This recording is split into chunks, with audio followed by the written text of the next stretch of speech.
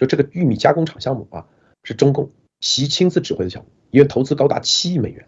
刚开始宣布啊拿下的时候，当时这个市长啊是他的一个巨大政绩啊，因为带来可观的就业，是吧？然后最后这个市长啊自己亲自下令终止。为什么下令终止？就是我们刚才说的这个重要的原因。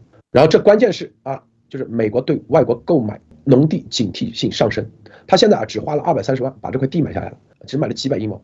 未来他会把整个北塔可达州所有的玉米地全买下来。我告诉大家啊，因为是吧？他可以让你破产，让你这玉米地完全被他捆绑，多的是了。中共一贯就是这样干，包括中共现在很多啊军事项目在非洲都是先啊给你援助完以后就把它控制了，最后这个国家的税收就归他了，钱就归他了。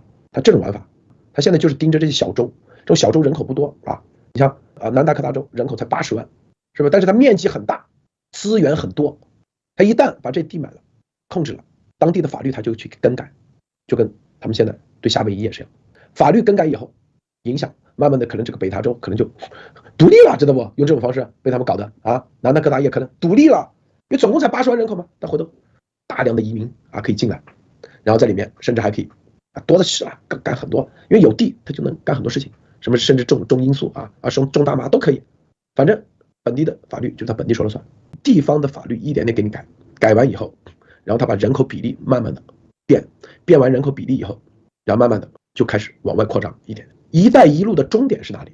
大家不知道吧？一带一路的终点就是美国。